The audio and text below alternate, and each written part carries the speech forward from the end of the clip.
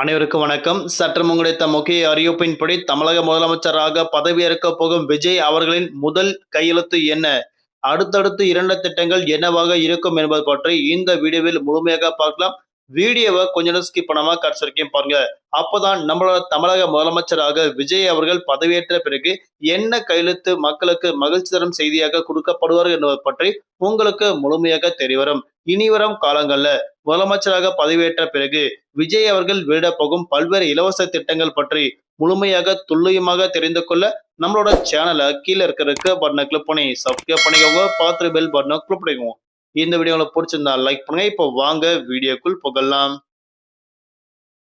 தமிழக முதலமைச்சராக விஜய் அவர்கள் இன்று காலை 10 மணிக்கு பதவியேற்க உள்ளதாக அறிவிக்கப்பட்டனர்.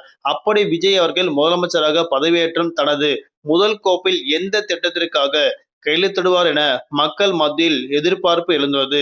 2016ஆம் ஆண்டு ஜெயலலிதா முதலமைச்சரான பதவியேற்ற போது 500 மதுக்கடைகளை மூடல், 100 யூனிட் இலவச மின்சாரம் உள்ளிட்ட 5 திட்டங்கள் முதலில் கையெழுத்தப்பட்டனர்.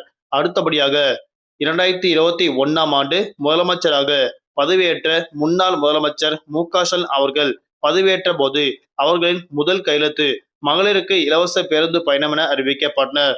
ரூபாய் 4000 கொரோனா நிதியுதவி, ஆவின் பால் விலை குறைப்பு உள்ளிட்ட 5 திட்டங்களுக்கு அவர்கள் கையெழுத்திடப்பட்டனர். அந்த வரிசையில் தவேகா தலைவர் விஜய் அவர்களின் முதல் கையெழுத்து எதுவாக இருக்கும் என எதிர்பார்ப்பு மக்கள் மத்தியில் அதிகம் காணப்படுகிறது. தவேகா தலைவர் விஜய் அவர்கள் இந்த மாபெரும் வெற்றிக்கு மக்கள், குறிப்பாக பெண்களின் வாக்குகள் முக்கிய காரணமாக இருப்பதால் அவர்களை கவரும் விதமாக அறிவிப்புகள் தான் முதலில் திட்டமாக இருக்கும் என எதிர்பார்க்கப்படுகிறது. குடும்ப தலைவிக்கு மாதம் ரூபாய் 2500 நிதியுதவி வழங்கக்கூடிய திட்டத்தில் முதலமைச்சர் முதலில் கையெழுத்திடுவார் அல்லது திருமணத்திற்கு 1 சவரன் தங்கம் மற்றும் பட்டு சேலை வழங்கக்கூடிய திட்டத்தில் கையெழுத்திடுவார் என சொல்லப்படுகிறது. விஜயின் முதல் கையெழுத்து பெண்கள் மற்றும் ஏழை குடும்பங்களின் வாழ்வாதாரத்தை உயர்த்தும் வகையில் இருக்கும் என்பதில் அவரது ஆட்சி நிர்வாகிகள் கூறுவதாக தற்போது அறிவிப்பொன்று வெளியாகியுள்ளது. பதவியேற்ற விழா முடிந்த கையோடு கோட்டைக்கு சென்று விஜய் போடப்போகும் அந்த முதல் கையெழுத்தை பார்க்க ஒட்டுமொத்த தமிழகமும் ஆவலுடன் காத்திருக்கின்றது. தற்போது நிலவரப்படி பார்க்கும்போது குறிப்பாக ரூபாய் 2500 என்ற திட்டம் அவர்கள் கொண்டுவரப்பட்டாலும் அதற்கு பல்வேறு கட்டுப்பாடுகள் மற்றும் நிபந்தனைகள் விதிக்கப்படுவதற்கு அதிகமான வாய்ப்புகள் உள்ளது. ஏனென்றால் இந்த திட்டங்கள் அவர்கள் கொண்டுவரப்படுவதற்கு வாய்ப்புகள் குறைவாகவே உள்ளது. ஆனாலும் தற்போது வரைக்கும் பார்க்கும்போது முன்னாள் முதலமைச்சர் மு.க.ஸ்டாலின் அவர்கள் ஆட்சிக்கு வந்த பிறகு மகளிர் உரிமை தொகையாக ரூபாய் 1000 என்ற திட்டம் அவர்கள் 2023ஆம் ஆண்டு செப்டம்பர் மாதம் 5ஆம் தேதி கொண்டுவரப்பட்டனர். அதாவது 2 வருடங்கள் கழித்து தான் இந்த திட்டங்கள் கொண்டு வந்தாங்க. அவர்கள் ஆட்சிக்கு 2 வருடங்கள் கழித்து தான் இந்த திட்டங்கள் கொண்டுவரப்பட்டாங்க. தற்போது தமிழகத்தில் நிதி சுமை அதிகமாக உள்ளது. அது மட்டுமல்லாமல் தமிழகத்தில் தற்போது இந்த திட்டங்கள் கொண்டுவரப்பட வேண்டுமென்றால் நாடாளுமன்ற கூட்டத்தொடரில் அதற்காக தனியாக நிதி ஒதுக்கப்பட வேண்டும். அப்படி நிதி ஒதுக்கப்பட்ட பிறகு அதற்கு முன்னாடி தகுதியான நபர்கள், தகுதியற்ற நபர்கள் அப்படின்னும் கணக்கீடு செய்ய வேண்டும். அப்படி கணக்கீடு செய்த பிறகுதான் மகளிர் உரிமை தொகையாக ரூபாய் 2500 தமிழக மக்களுக்கு கொடுக்க முடியும். அது மட்டுமல்லாமல் 60 வயதுக்கு உட்பட்ட மகளிருக்கு ரூபாய் 2500 கொடுக்கப்பட உள்ளதாக இவர்கள் அறிவிக்கப்பட்டனர். அதாவது 60 வயதுக்கு உட்பட்ட நபர்களுக்கு மட்டும்தான் கொடுக்க முடியும். 60 வயதுக்கு மேற்பட்ட நபர்கள், ஓய்வூதியம் பெறக்கூடிய நபர்களுக்கு கண்டிப்பாக இந்த ரூபாய் 2500 கிடையாது. தற்போது நிலவரப்படி பார்க்கும்போது தமிழகத்தில் இதை பெற தகுதியான நபர்களுக்கு மிக முக்கியமான ஒரே ஒரு ஆவணம் என்ன அப்படின்னா உங்களோட ரேஷன் கார்டு மட்டும்தான். உங்களோட ரேஷன் கார்டுல மகளிர் அப்படின்னு இருந்தாதான் உங்களுக்கு 2500 கொடுப்பதற்கு சதவீதமாக வாய்ப்புள்ளது. அதாவது இப்போ குடும்ப தலைவி அப்படின்னு உங்களோட ரேஷன் கார்டுல இருந்தா மட்டும்தான் உங்களுக்கு ரூபாய் 2500 கொடுக்கப்படும். குடும்ப தலைவன் அப்படின்ற பெயர் இருந்தா கண்டிப்பாக கொடுக்கப்பட மாட்டாது. அடுத்தபடியாக இந்த குடும்ப தலைவிலே தகுதியான நபர்கள், தகுதியற்ற நபர்கள் அப்படின்னும் இருக்கும். அந்த நபர்களை காண்பித்த பிறகுதான் கண்டிப்பாக உங்களுக்கு கொடுக்க முடியும். அது மட்டுமல்லாமல் இப்போ ரீசெண்டா அரசு வேலையில் இருக்கக்கூடிய ஆண்களோ அல்ல பெண்களோ பல்வேறு நபர்கள் இருக்கலாம். ஆனா அதுல தகுதியற்ற பெண்களுக்கு கண்டிப்பாக கிடையாது. அதாவது அரசு வேலையில் இருக்கக்கூடிய பெண்களுக்கு இந்த ரூபாய் 2500 கொடுக்கப்பட மாட்டதென பல்வேறு நிபந்தனைகள் கண்டிப்பாக விதிக்கப்படலாம். ஆனா தற்போது நிலவரப்படி பார்க்கும்போது தமிழக முதலமைச்சராக பதவியேற்க போகும் விஜய் அவர்கள் தேர்தல் வாக்குறுதியாக 2500 ரூபாய் 60 வயதுக்கு உட்பட்ட மகளிருக்கு கொடுக்கப்படும் என அறிவிக்கப்பட்டனர்.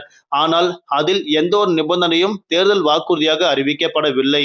தற்போது நிலவரப்படி பார்க்கும்போது அவர்கள் பல்வேறு நிபந்தனைகள் விதிக்கப்பட அதிகமான சாத்தியக்கூறு இருப்பதாக அறிவிக்கப்பட்டனர். ஆனால் தற்போது நிலவரப்படி பார்க்கும்போது இந்த மகளிர் உரிமை தொகை ரூபாய் 2500ம் 1 சவரன் தங்கமும் கொடுப்பதற்கு அதிகமான வாய்ப்புகள் இருப்பதாக மக்கள் மத்தியில் பேசப்பட்டாலும், ஆனால் தற்போது தமிழகத்தில் நிதி சுமையை பார்க்கும்போது இந்த நிதி உதவி திட்டங்கள், இந்த புதிய திட்டங்கள் மக்கள் மத்தியில் கொண்டு சேர்க்கப்பட வேண்டும் என்றால் அதற்கான காலதாமதம் ஏற்படும் என தற்போது அறிவிக்கப்பட்டனர். அது மட்டுமல்லாமல் தமிழக மக்களுக்கு பல்வேறு இலவச திட்டங்களும் அவர்கள் கையெழுத்திடப்படுவார் என நம்பப்படுகிறது. ஆனால் இன்னும் ஓரிரு நாட்களுக்குள் தமிழக முதலமைச்சராக பதவியேற்ற போகும் விஜய் அவர்களின் முதல் கையெழுத்து என்ன என்பது கண்டிப்பாக தெரிய வரும். இன்று காலை 10 மணி நிலவரப்படி தமிழக முதலமைச்சராக பதவியேற்க போகும் விஜய் அவர்களின் காண்பிக்க போகும் பல்வேறு முக்கிய திட்டங்கள் என்பது பற்றி நம்மளோட சேனல்ல விரிவாக பார்க்கலாம். அது மட்டுமல்லாமல் இந்த திட்டங்கள் அமல்படுத்தப்படுமா என்பது இன்னொரு கேள்வியாக உள்ளது. அதாவது வருடத்திற்கு 6 கேஸ் சிலிண்டர் இலவசமாக வழங்கப்படும் என அவர்கள் அறிவிக்கப்பட்டனர். ஆனால் தற்போது அமெரிக்கா, இஸ்ரேல் மற்றும் ஈரான் போர் பதற்றம் காரணமாக இந்த திட்டங்கள் தாமதமாக இருக்கும் என நம்பப்படுகிறது. ஆனால் தற்போது கேஸ் சிலிண்டர் தட்டுப்பாடு ஏற்பட்டுள்ளது. 19 கிலோ கொண்ட கேஸ் சிலிண்டர் வணிக ரீதியாக பயன்படுத்தப்பட முடியாத நிலை ஏற்பட்டு வந்துள்ளது. மக்கள் மத்தியில் பேசும் பொருளாக உள்ளது. தற்போது வணிக ரீதியாக இந்த கேஸ் சிலிண்டர் பயன்படுத்த முடியாத நிலை ஏற்பட்டுள்ளதால் ஆங்காங்கே கடைகள் மூடப்படும் அபாயம் ஏற்பட்டுள்ளதாக அறிவிக்கப்பட்டனர். 5 கிலோ மற்றும் 14 கிலோ கொண்ட கேஸ் சிலிண்டர் மட்டும்தான் மக்கள் மத்தியில் பயன்படுத்தி வராங்க. 19 கிலோ கொண்ட கேஸ் சிலிண்டர் மக்கள் மத்தியில் மிகப்பெரிய பாதிப்பை ஏற்படுத்தியுள்ளது. வணிக ரீதியாக மிகப்பெரிய பாதிப்பை ஏற்படுத்தியுள்ளதாக அறிவிக்கப்பட்டனர். அது மட்டுமல்லாமல் தமிழகத்தில் இனிவரும் காலங்கள்ல கேஸ் சிலிண்டர் தட்டுப்பாடு இல்லாமல் மக்களுக்கு விநியோகம் செய்யப்படும் வகையில் பல்வேறு புதிய மாற்றங்கள் கொண்டுவரப்பட உள்ளதாக மத்திய அரசு மிக முக்கியமான அறிவிப்பு கொண்டு கொடுக்கப்பட்டனர். அது மட்டுமல்லாமல் தமிழக முதலமைச்சராக பதவியேற்க போகும் விஜய் அவர்கள் சொல்லக்கூடிய அந்த முதல் வார்த்தை என்ன என்பது மக்கள் மத்தியில் ஆர்வமாக காத்திருக்கின்றனர்.